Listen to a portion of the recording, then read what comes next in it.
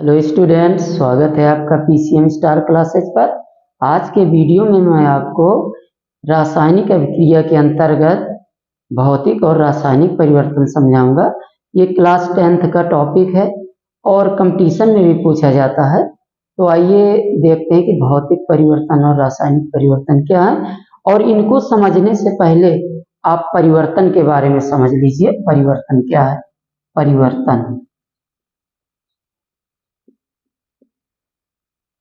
परिवर्तन changes.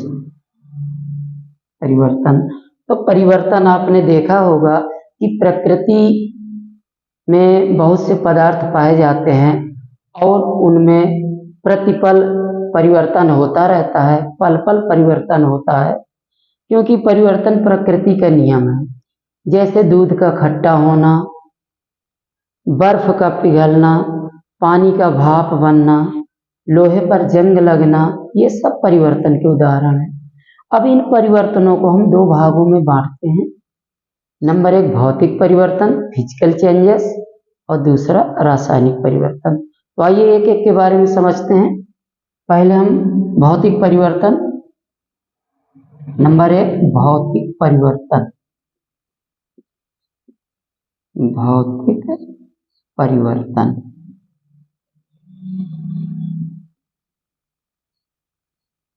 Physical changes. Physical changes,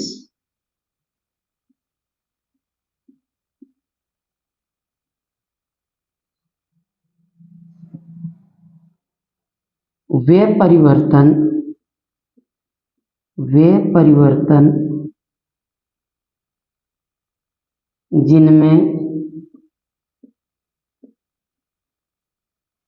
जिनमें कोई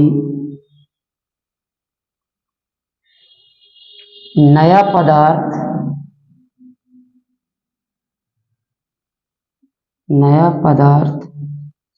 नहीं बनता है,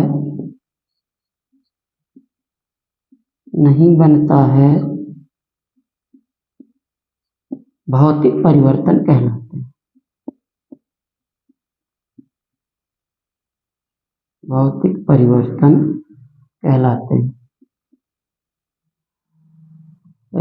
कहलाते हैं।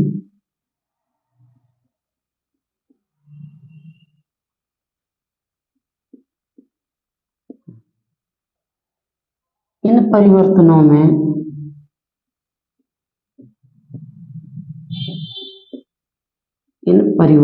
में पदार्थ के भौतिक गुण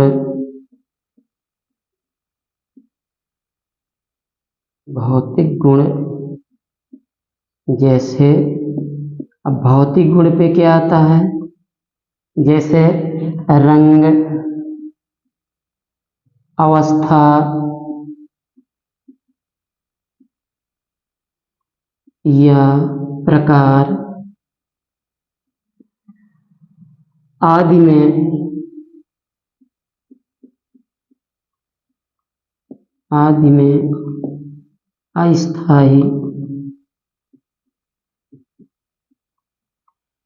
अस्थायी परिवर्तन हो जाता है।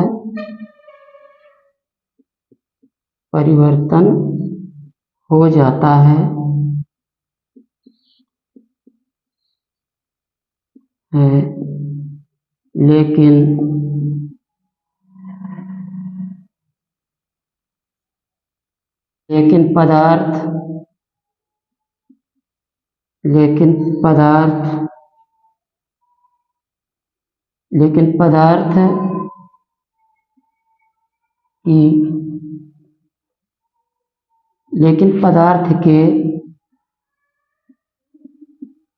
रासायनिक संघटन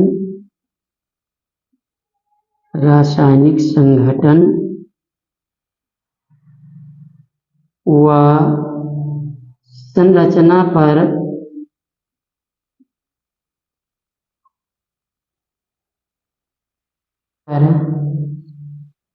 कोई प्रभाव नहीं पड़ता है।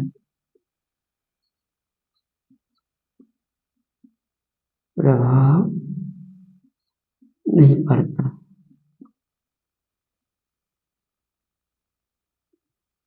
नहीं पड़ता।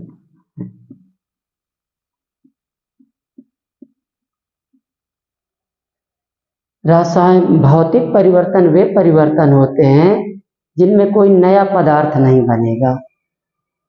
इन परिवर्तनों में क्या होता है, पदार्थ की भौतिक अवस्था।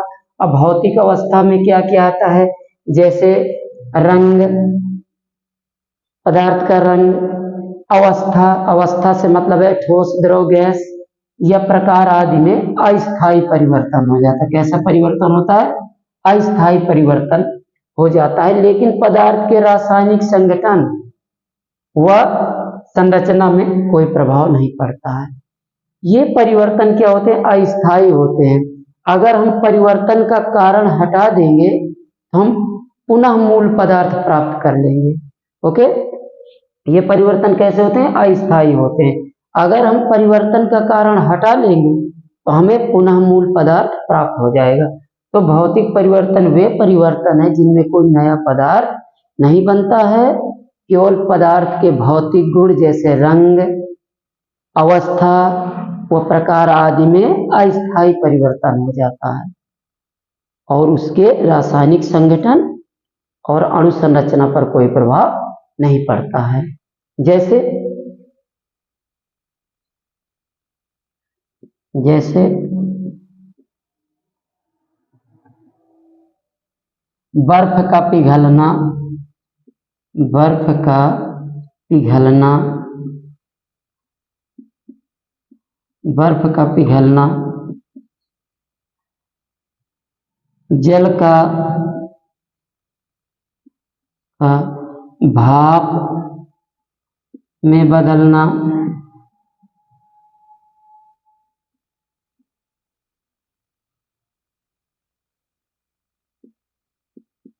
बिजली के बल्ब का, बिजली के बल्ब का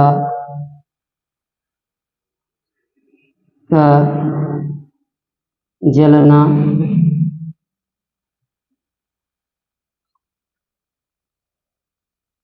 आदि ये सब भौतिक परिवर्तन है।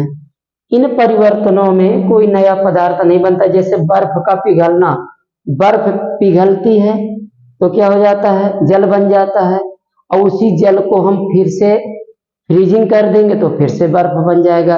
यानी हमने कारण हटा लिया, बर्फ को हमने क्या किया, हीट किया, बर्फ को हमने गर्म किया तो क्या हो गया, जल बन गया। अब हम जल को फिर से ठंडा कर दें, जल को फिर से ठंडा कर देंगे तो फिर से बर्फ बन जाएगा। इसी प्रकार जल का भाप में बदलना। अब देखिए यहाँ केवल उसकी स्टेट बदल रही है। बर्फ सॉलिड था तो पिघल करके वो किसमें, लिक्विड में बदल जाएगा। यहाँ लिक्विड वो किसमें, गैस में बदल रहा है, गैसियस स्टेट पर। तो यह देख रहे हैं कि पदार्थ की केवल अवस्था बदल रही है। इसमें अवस्था बदल रही है, ठोस से द्रव में, यहाँ क्या है, द्रव से गैस में। इसी प्रकार बिजली के बल्ब का जलना, जब बल्ब में विद्युत धारा प्रवाहित की जाती है तो बल्ब से प्रकाश उत्पन्न होने लगता है, और वहीं जब उस पर विद्युत धारा प्रवाहित नहीं होती है तो फिर से अपने मूल अवस्था में आ जाता है, वो उसी प्रकार रहता है। तो ये भी एक क्या भौतिक परिवर्तन है, क्योंकि जब उसमें विद्युत धारा जाती है, विद्युत प्रवाहित की जाती है, बल्ब के अंदर विद्युत धारा का प्रवाह होता है तो प्रकाश देने लगता है। और जैसे ही हम विद्युत धारा का प्रवाह हटा देते हैं तो प्रकाश नहीं देता, वो अपनी मूल अवस्था में हो जाता है। इस प्रकार से ये परिवर्तन क्या है, भौतिक परिवर्तन है। बर्फ का पिघलना, जल का भाप में बदलना या बिजली के बल्ब का जलना, ये सब क्या है, भौतिक परिवर्तन है। अब आइए देखते हैं नेक्स्ट दूसरा क्या है, रासायनिक परिवर्तन। तो अब रासायनिक परिवर्तन के बारे में पढ़ेंगे। दूसरा है रासायनिक परिवर्तन। रासायनिक परिवर्तन,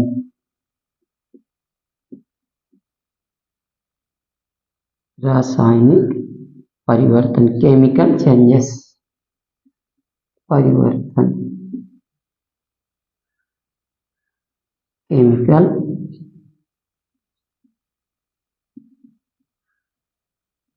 चेंजेस।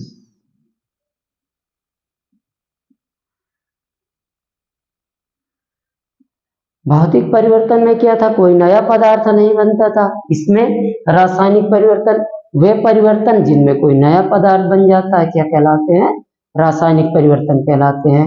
इन परिवर्तनों में पदार्थ के अणु संरचना और पदार्थ के रासायनिक संगठन में स्थायी परिवर्तन होता है।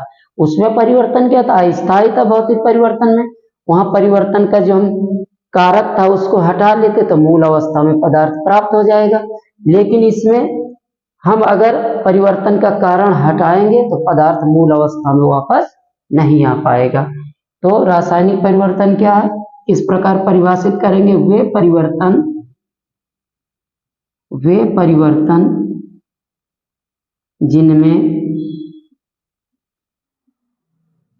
जिनमें कोई नया पदार्थ बनता है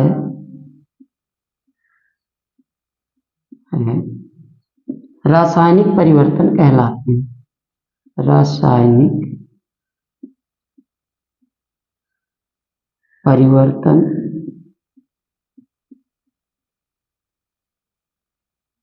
कहलाते हैं।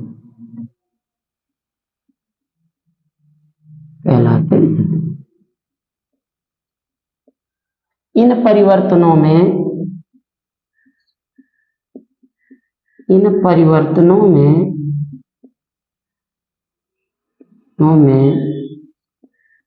पदार्थ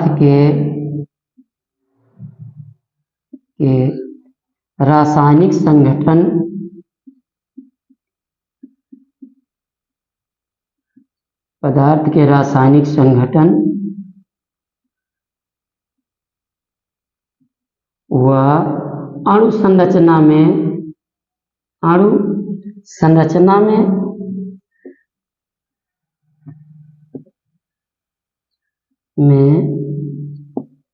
स्थायी परिवर्तन हो जाता है।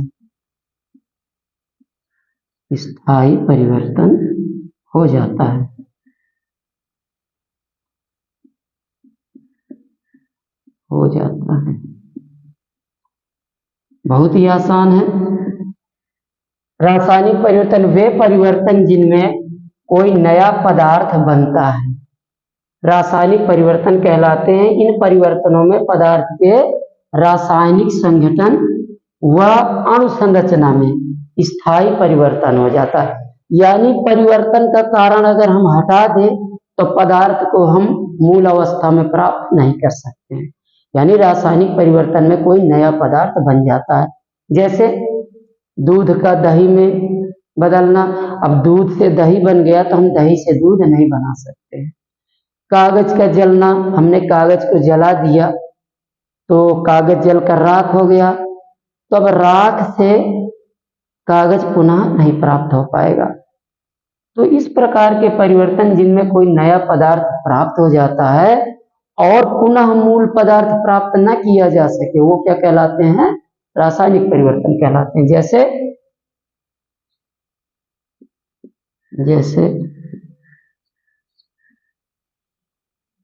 दूध से दही का बनना,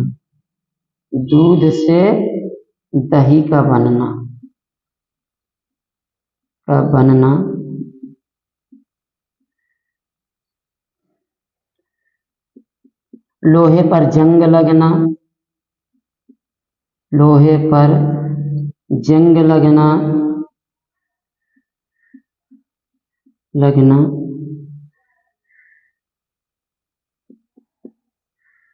कागज का जलना,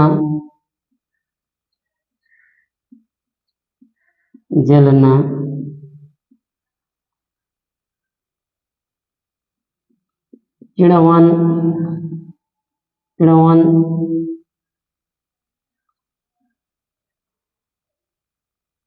सभी संयोजन एवं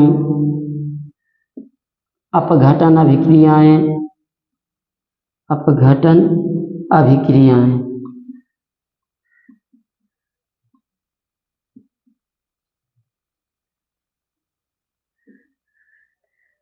तो रासायनिक परिवर्तन वे परिवर्तन जिनमें कोई नया पदार्थ बनता है और इन परिवर्तनों में पदार्थ के रासायनिक संगठन व अणुसंरचना में स्थायी परिवर्तन हो जाता है, जिससे नए यौगिक बन जाते हैं। और अगर परिवर्तन का कारण हटा दें तो हमें मूल यौगिक प्राप्त नहीं हो सकता है। जैसे दूध से दही का बनना, लोहे पर जंग लगना, कागज का जलना, किण्वन क्रिया है, इसके द्वारा एथिल अल्कोहल प्राप्त किया जाता है। सभी संयोजन एवं अपघटन अभिक्रिया ये सब क्या है? रासायनिक परिवर्तन है। धन्यवाद। वीडियो पसंद आया हो तो प्लीज लाइक और शेयर जरूर करें।